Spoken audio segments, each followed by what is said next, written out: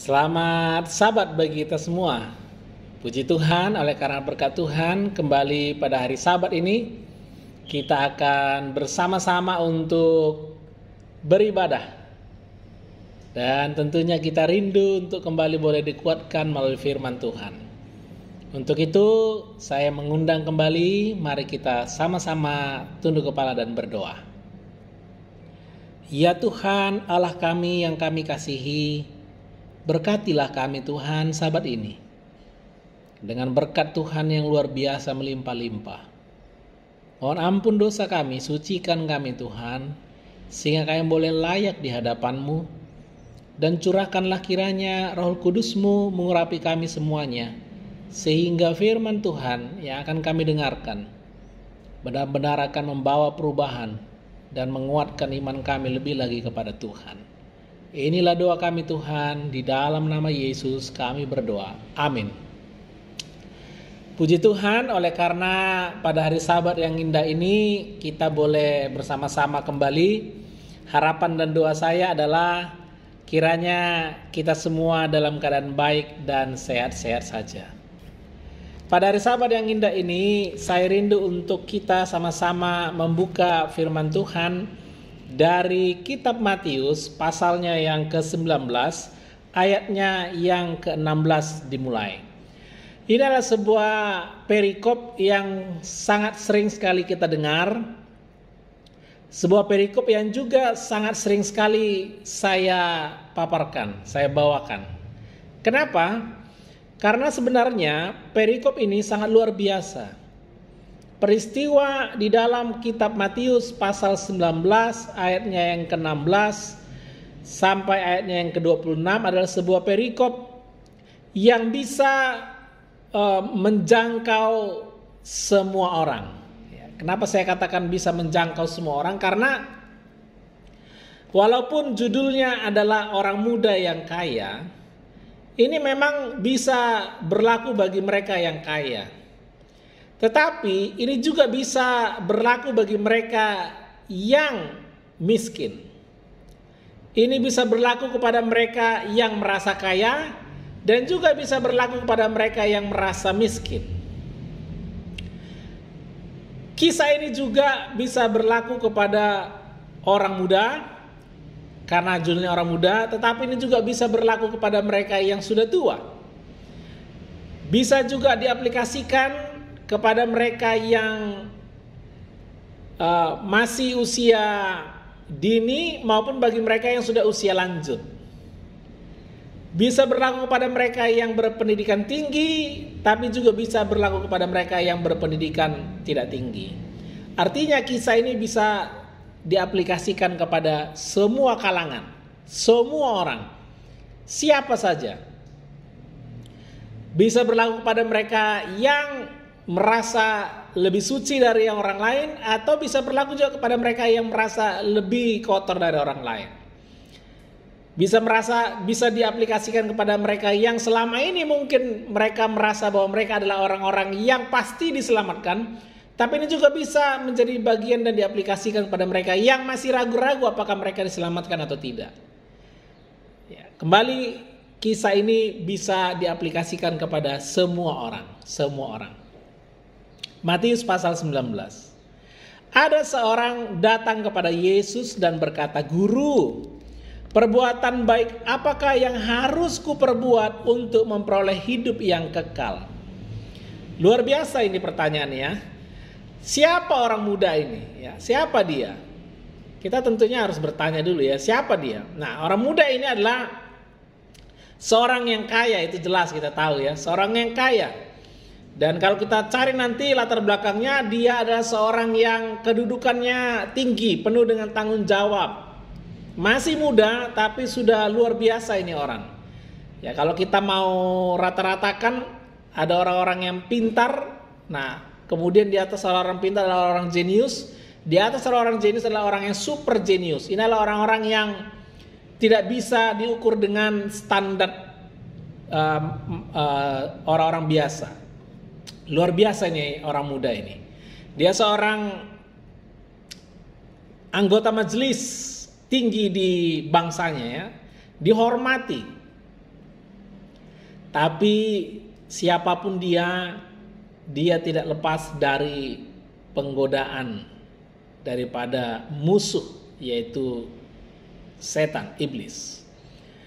Bahwa kita semua sama, siapapun kita, muda atau tua, miskin atau kaya, siapapun kita, kedudukan tinggi atau kedudukan rendah dalam pekerjaan dan jabatan dan lain sebagainya, sama-sama kita digoda oleh setan. Hanya mungkin dari sisi penggodaannya yang berbeda, tapi prinsipnya sama. Nanti kita akan dapatkan. Dia bertanya kepada Tuhan Yesus. Ya, ini sebuah pelajaran dalam hidup kita. Siapapun dia, siapapun Anda, siapapun saya, pelajaran yang pertama yang kita dapatkan dari orang muda ini adalah dia mau datang untuk mencari Tuhan. Ya, dia mau datang untuk mencari Tuhan. Kalau kita melihat dan mencari, ya kurang lebih kata mencari Tuhan ada 32 ayat dalam Alkitab, terjemahan baru. Dan yang luar biasanya, orang muda ini menjadi salah satu dari yang mencari Tuhan. Apakah saya dan saudara dalam hidup kita rajin mencari Tuhan? Ada beberapa manfaat yang luar biasa ketika kita mencari Tuhan. Di dalam Ulangan pasalnya yang keempat, ayatnya yang ke-29, di sana dikatakan bahwa ketika kita mencari Tuhan dengan segenap hati dan dengan segenap jiwa, ya. 1 Tawarik 16 katakan kita akan bersuka hati, ya, bersuka hati. Orang yang mencari Tuhan akan bersuka hati. Di dalam 2 Tawarik 12 ayat 14, orang yang tekun mencari Tuhan adalah orang-orang yang tidak akan berbuat jahat. Ya. Tapi mereka yang berbuat jahat, kenapa? Karena mereka tidak tekun mencari Tuhan. Jadi mencari Tuhan ini sangat penting sekali. Dalam 2 Tawarik 20 ayat 3 katakan bahwa orang yang mengambil keputusan untuk mencari Tuhan dengan berpuasa, ya, ini hasilnya akan diberikan keberhasilan. 2 Tawarik 26 ayat 5 diberikan keberhasilan dalam segala usahanya.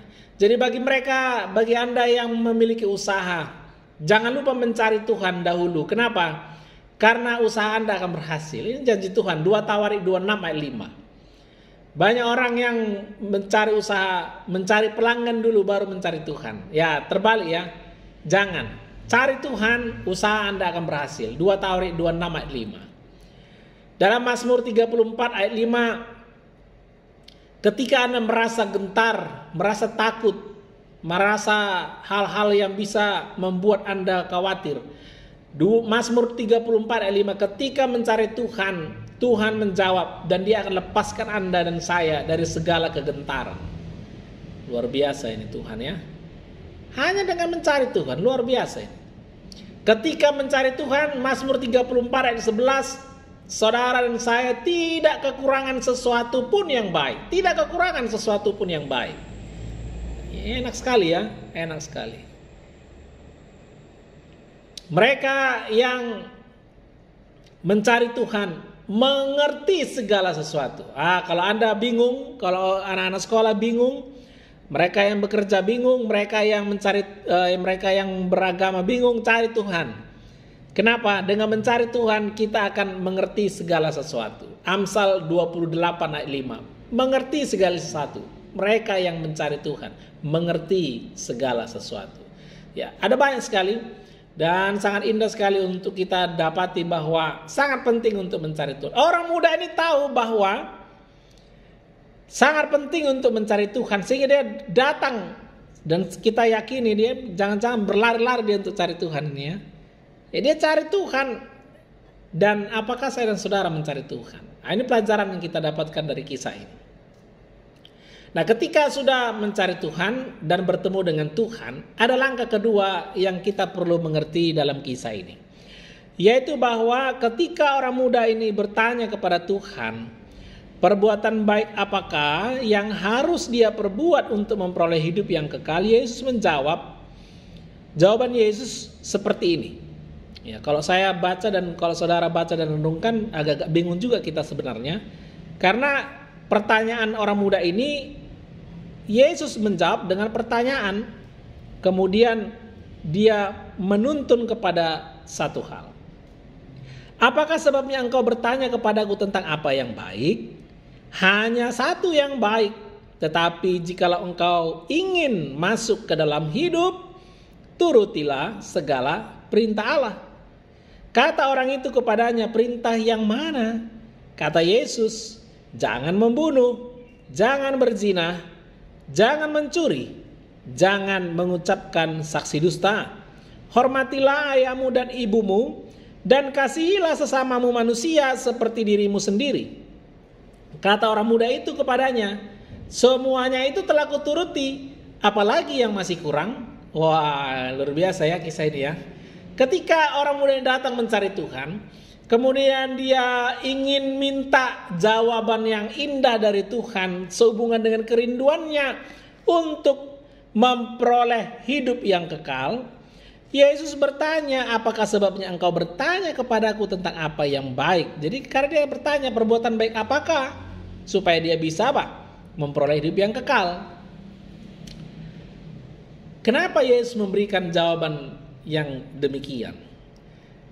Tahukah Anda bahwa ketika saya dan saudara datang mencari Tuhan, Tuhan akan memberikan ujian kepada kita. Ujian apakah kita sungguh-sungguh atau tidak mencari Tuhan. Ujian ini bukan supaya Tuhan tahu kita sungguh-sungguh atau tidak, tetapi ujian ini Tuhan berikan untuk membuka mata rohani kita, telinga rohani kita, hati kita untuk melihat apakah memang benar saya, apakah benar-benar saudara rindu betul-betul sungguh-sungguh untuk mencari Tuhan itu. Orang muda ini diuji oleh Tuhan Yesus ketika dia datang mencari Tuhan. Bertemu dengan Tuhan, Tuhan berikan sebuah ujian. Apakah engkau sungguh-sungguh mencari Tuhan? Apakah engkau sungguh-sungguh ingin memperoleh hidup yang kekal? Apakah Anda dan saya sungguh-sungguh ingin selamat? Banyak orang yang mengaku percaya kepada Tuhan Yesus. Banyak orang yang mengaku yakin dan pasti akan diselamatkan oleh Tuhan Yesus. Tetapi pertanyaannya adalah, ketika Tuhan memberikan ujian itu, apakah nyata dalam hidup kita bahwa kita adalah orang yang sungguh-sungguh mencari dan percaya kepadanya? Di dalam Yakobus pasalnya yang pertama ayat 13, firman Tuhan berkata, apabila seorang dicobai, janganlah ia berkata, pencobaan ini datang dari Allah. Sebab Allah tidak dapat dicobai oleh yang jahat, dan ia sendiri tidak mencobai siapapun. Ayat 14 kitab Yakobus pasalnya yang pertama. Tetapi tiap-tiap orang dicobai oleh keinginannya sendiri karena ia diseret dan dipikat olehnya. Jadi jangan lupa bahwa pencobaan itu banyak kali itu datang dari diri kita sendiri, dari keinginan sendiri, ya. Dan Tuhan tidak pernah mencobai siapapun. Itu sebabnya saya pakai kata uji. Kalau uji sama seperti anak sekolah, anak kuliahan, ujian itu bukan untuk mencari salahnya, bukan. Tapi itu untuk mengungkapkan apa kelebihan kita. Siapa kita? Sudah sampai mana pencapaian kita? Nah, ketika Tuhan izinkan ujian ini ada dalam hidup kita, jangan lupa, walaupun mungkin setan, walaupun mungkin diri kita sendiri membawa kita jatuh ke dalam pencobaan, tapi Tuhan bisa ubah itu pencobaan menjadi sebuah ujian dalam hidup kita. Itu sebabnya jangan pernah putus asa ketika datang masalah dan pencobaan dalam hidup. Mari kita melihat dari perspektif pelajaran ini bahwa percaya saja Ketika Anda dan saya sungguh-sungguh mencari Tuhan, ujian itu yang dalam bentuk pencobaan mungkin kita lihat, itu adalah langkah yang terbaik yang Tuhan izinkan menjadi batu loncatan iman kita untuk lebih maju dan lebih maju lagi.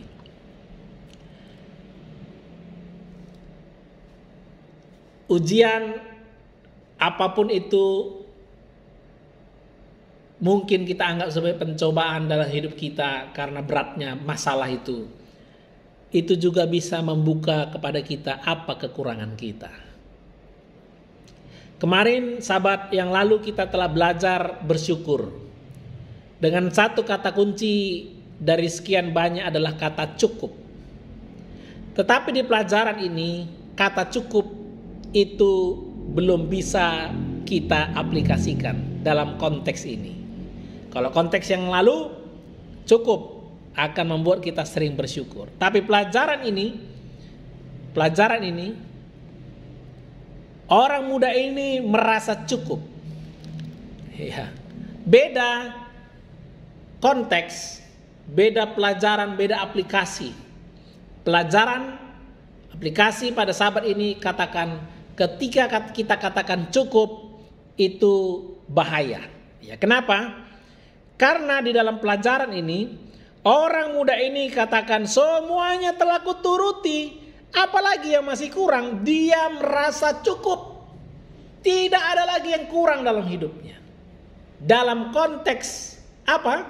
Perbuatan baik. Dalam konteks dia memahami perintah Tuhan. Kita lihat di sini bahwa Tuhan bilang, kalau engkau ingin perbuatan yang baik yang membawa ke dalam hidup, turutilah segala perintah Allah. Kemudian Tuhan Yesus ambil dari 10 hukum, beberapa yang dia ambil seperti jangan membunuh, jangan berzina, jangan mencuri, jangan mengucapkan saksi dusta, hormatilah ayahmu dan ibumu, dan kasihilah sesamamu manusia seperti dirimu sendiri. Kita tahu bahwa 10 hukum itu terbagi 2 aspek. Aspek pertama adalah kasih kepada Tuhan, dan aspek kedua adalah kasih kepada manusia. Kasih kepada Tuhan itu adalah hukum pertama sampai hukum keempat. Kemudian hukum kelima sampai hukum ke-10 adalah aspek mengasihi manusia. Jadi ketika orang muda ini bertanya kepada Tuhan Yesus, Tuhan Guru, perbuatan baik apakah yang harus kau perbuat untuk memperoleh hidup yang kekal? Yesus bilang, aspek yang kedua, kasihilah apa? Sesamamu manusia. Itulah Yesus ambil nanti dari hukum kelima sampai hukum ke berapa? Hukum ke-9 dan ke-10 pada akhirnya. Kasihilah. Kemudian orang bilang, oh sudah. Apalagi yang kurang? Bapak Ibu, saudara-saudara yang saya kasihi. Siapapun Anda dan saya. Pernah enggak kita dalam hal kebaikan kerohanian merasa cukup? Atau justru sebaliknya kita merasa kurang? Ya. Aplikasi kata cukup dalam konteks pelajaran ini tidak boleh kita terapkan. Kita harus selalu merasa kurang. Atau dalam pengertian yang lain, ketika kita mencari Tuhan, Tuhan berikan ujian kepada kita, kita harus melihat dari sisi manakah kasih itu kita masih kurang. Karena jelas bahwa pelajaran kasih adalah sebuah pelajaran yang tidak akan pernah habis. Tidak ada kata cukup untuk pelajaran tentang kasih. Kenapa? Karena sampai di masa kekekalan di surga pun kita masih akan belajar pelajaran tentang kasih. Luar biasa. Kenapa? Karena Allah adalah kasih, sehingga itu adalah bersifat kekal. Tidak ada habis-habisnya. Jadi untuk pelajaran kasih tidak ada kata cukup. Amin. Penghulu orang muda ini mempunyai penilaian yang tinggi tentang kasih di dalam dirinya sendiri. Ia sebenarnya tidak mengira bahwa ia bercacat dalam sesuatu itu. Matius 7 ayat 3 katakan, mengapakah engkau melihat selumbar di mata saudaramu, sedangkan balok di dalam matamu tidak engkau ketahui? Dalam menjawab pertanyaan ini, Tuhan Yesus mengatakan kepadanya bahwa penurutan akan hukum-hukum Allah sangat perlu kalau ia ingin mendapat hidup yang kekal. Karena dengan menuruti hukum-hukum Allah ini, perintah Allah, maka inilah dinyatakan dalam hidupnya bahwa ia sedang berbuat baik. Dan Tuhan Yesus telah mengutip beberapa daripada hukum Tuhan dari 10 perintah itu. Kewajiban manusia kepada sesamanya manusia. Itu sebabnya ketika saya dan saudara mengikuti perintah Tuhan 10 hukum, itulah bukti bahwa kita mengasihi Tuhan dan mengasihi sesama manusia. Itulah buktinya bahwa kita beriman. Roma 1 ayat 17 firman Tuhan katakan, sebab di dalamnya nyata kebenaran Allah yang bertolak dari iman dan memimpin kepada iman. Seperti ada tertulis, orang benar akan hidup oleh iman. Yakobus 2 ayat 20, hai manusia yang bebal, maukah engkau mengakui sekarang bahwa iman tanpa perbuatan adalah iman yang kosong? Yakobus 2 ayat 26 firman Tuhan katakan, sebab manusia seperti tubuh tanpa roh adalah mati, demikian juga lah iman tanpa perbuatan-perbuatan adalah mati. Kristus menatap wajah orang muda itu, seakan-akan membaca kehidupannya serta menyelidiki tabiatnya. Yesus berkata, ayat 21, Kitab Matius pasal 19. Kita baca sama-sama Alkitab kita, atau mungkin Alkitab kita yang ada di HP. Kata Yesus kepadanya, jikalau engkau hendak sempurna. Apakah ada di antara saya dan saudara hari ini masih berkata, tidak mungkin kita bisa sempurna? Banyak mereka yang percaya dan mengikuti Tuhan Yesus berkata bahwa tidak perlu untuk menjadi sempurna sementara masih berada di dunia. Kata sempurna di dalam Alkitab merujuk kepada tabiat. Ketika kita mengaku percaya kepada Tuhan, mengaku bahwa kita diselamatkan melalui kasih karunia Tuhan Yesus oleh iman. Tahukah Anda bahwa Tuhan Yesus datang ke dunia, mati untuk saya dan saudara, dan memberikan jaminan kemenangan yang sama untuk saya dan saudara, adalah untuk sempurna dalam hal tabiat. Apa tabiat Allah itu? Kasih. Kasih kepada Allah dan kasih kepada sesama manusia. Banyak kali umat Tuhan yang ditipu dan disesatkan.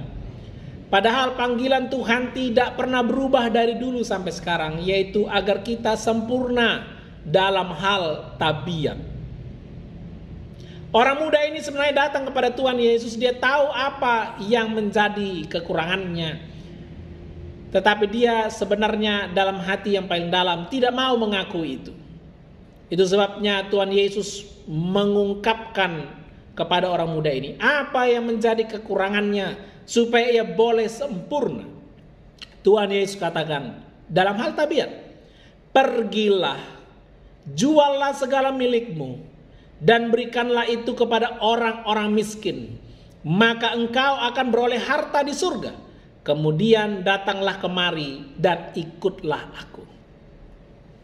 Tuhan Yesus memanggil saya dan saudara kepada penurutan yang sempurna. Ketika Anda dan saya mau sempurna dalam hal tabiat, maka Tuhan memanggil saya dan saudara untuk menurut secara total. Satu lagi yang kurang dari orang muda ini. Bagaimana dengan saya dan saudara? Ya mungkin kita ada 5 atau 10 yang masih kurang. Tapi ketika kita mau mengikut Tuhan, Tuhan Yesus katakan, mau ikut dengan aku? Menurut. total. Ketika kita mencari Tuhan, ketika Tuhan berikan ujian kepada saya dan saudara, jangan lupa, itu adalah cara Tuhan supaya segala kekurangan-kekurangan kita itu bisa Tuhan potong, bisa Tuhan singkirkan, dan akhirnya kita akan berbuah melimpah oleh karena Tuhan. Yesus melihat dalam diri orang muda itu pertolongan yang justru diperlukannya jika orang muda ini mau menjadi pekerja bersama dengan dia dalam pekerjaan keselamatan.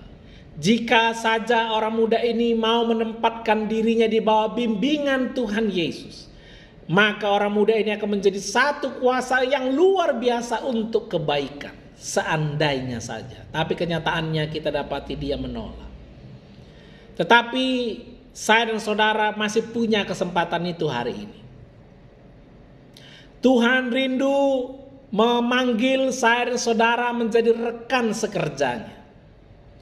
Tapi untuk menjadi rekan sekerja Tuhan, untuk ikut bersama-sama dengan Tuhan, Tuhan rindu agar kita meninggalkan segala kekurangan-kekurangan kita. Tuhan rindu membimbing saya dan saudara, itu sebabnya Tuhan mau dan sangat senang sekali jikalau kita mau menurut total kepada Dia. Apa yang menjadi kekurangan saya dan saudara?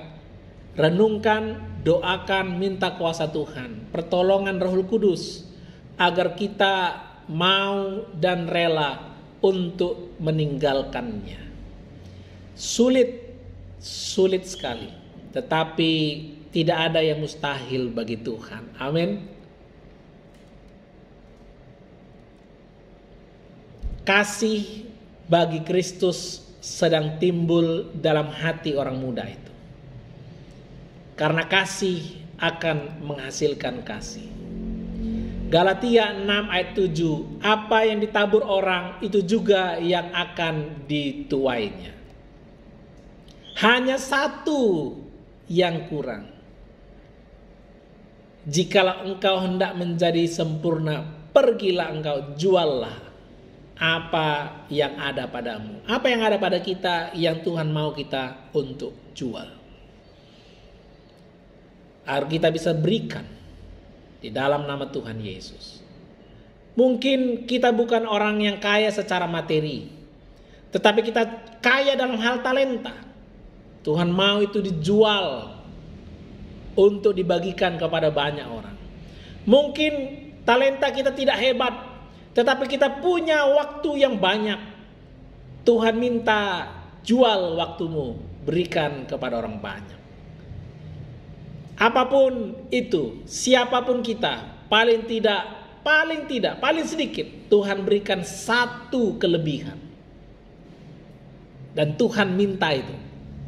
Pertanyaannya adalah apakah kita mau memberikannya kepada Tuhan? Kegagalan orang muda di dalam perikop Matius 19 adalah sebuah pelajaran agar banyak generasi, banyak orang di setiap zaman tidak mengalami kegagalan yang sama. Tuhan mau kita mengasihi. Tuhan mau kita meninggalkan kasih akan diri sendiri. Orang muda itu sangat mencintai dirinya, sehingga ia gagal untuk mencintai orang lain. Dia sangat mengasihi dirinya, sehingga dia gagal mengasihi orang lain. Memang benar, kita harus mengasihi diri kita, karena perintahnya adalah kasih orang lain seperti engkau mengasihi dirimu sendiri. Benar, tetapi jangan lupa, seringkali kita terjebak dengan saya harus mengasihi diri saya supaya saya tahu mengasihi orang lain. Terjebak dengan problema itu sehingga kita bisa saja seperti orang muda ini. Saya lagi perlu untuk mencari Tuhan demi keselamatan saya, sehingga banyak orang gagal untuk memperkenalkan keselamatan itu kepada orang lain. Jangan terjebak di satu sisi. Jangan lupa, Tuhan memanggil saya dan saudara untuk seimbang seperti salib Tuhan. Kiri dan kanan seimbang. Kasih kepada Allah dan kasih kepada manusia. total Tuhan mau berikan, dan kita pun dipanggil untuk memberikan hal yang sama kepada Tuhan. Sebagai pelajaran di dalam pelajaran kita kesimpulan, ada banyak sebenarnya pelajarannya, tapi waktunya tidak mencukupi. Kiranya kita masing-masing gembira ketika Tuhan mau membimbing saya dan saudara.